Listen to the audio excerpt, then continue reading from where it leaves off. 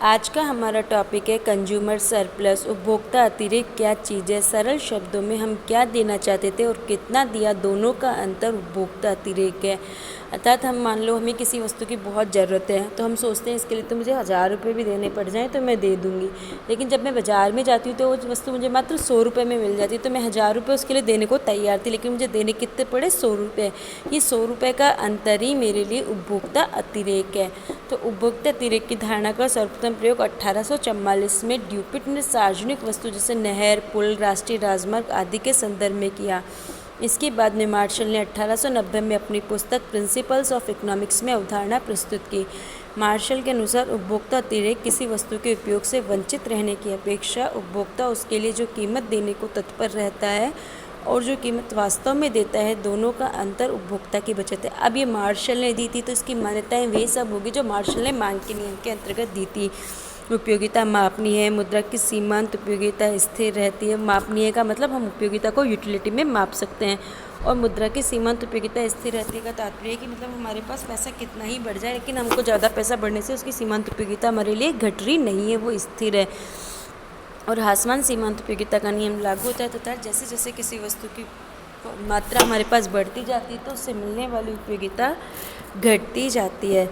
इसका फॉर्मूला हो गया कंज्यूमर सरप्लस इक्वल्स टू किसी वस्तु को खरीदने के लिए उपभोक्ता जो कीमत देने को तत्पर है माइनस वास्तव में जो कीमत देता है।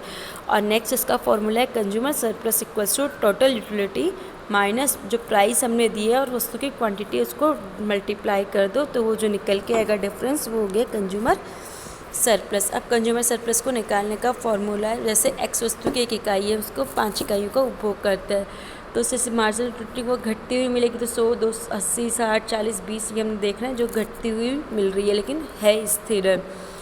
तो ये क्या हो गया, उसके लिए टोटल मार्जिनल यूटिलिटी हो गई 300 और उसको हर यूनिट के लिए 20 पैसे देने पड़ रहे हैं। तो कंज्यूमर सरप्लस कितना हो गया, इन दोनों का डिफरेंस निकाल देंगे हम, MU माइनस पी, तो जो निकल के लास्ट में टोटल हो कहते हैं 200। उपरोक्त सारणी से स्पष्ट है कि एक्स वस्तु की इकाइयों से 300 टोटल यूटिलिटी 300 पैसों के बराबर मिलती है।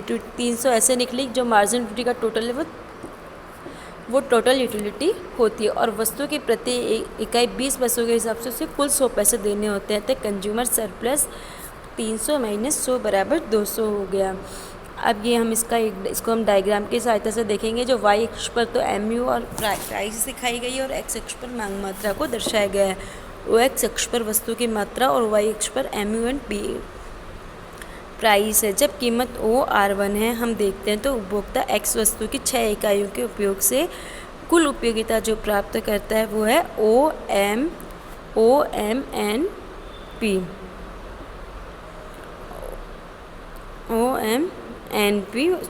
और उसे कुल कीमत देनी पड़ती है ORN। इस प्रकार उपभोक्ता की बचत हो गई जो ये PRM के बराबर हो गई। अब कीमत 20 बढ़कर उसकी 40 हो जाती है। जब कीमत बढ़ जाएगी तो उसका कंज्यूमर सरप्लस घट जाएगा, जो घट करके STP हो जाएगा।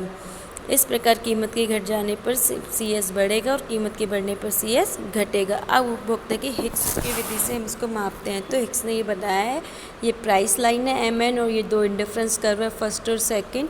OX अक्ष पर वस्तु की मात्रा है और OY अक्ष पर मुद्रा है। उपभोक्ता के पास उसके पास कुल मुद्रा राशि OM है, तो वो OM को जब X वस्तु पर खर्च करता है पूरे पैसे को तो उसको ON मात्रा प्राप्त कर सकता है। तो MN उसकी प्राइस लाइन हो गई जो इंडिफरेंस कर्व को सेकंड को P बिंदु पर स्पर्श करती है। अब P बिंदु पर वह X की OQ मात्रा खरीदता है और मुद्रा की उसको PQ मात्रा मिलती है था, तो उसको इसके लिए MT मुद्रा चुकानी पड़ती है।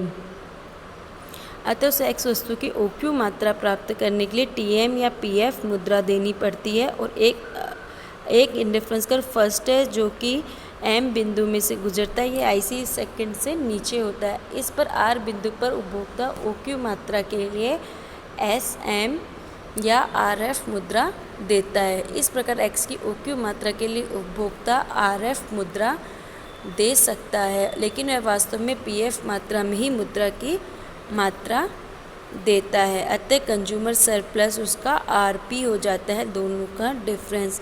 इस प्रकार इंडिफरेंस कर्व विधि के अनुसार कंज्यूमर सरप्लस आरपी है। यह मार्शल की विधि की आलोचना से मुक्त विधि है। इसमें उपयोगिता को नहीं मापा जा सकता क्योंकि हिग्स की विधि तो हिग्स ने पहले ही कहा उपयोगिता को माप नहीं सकते।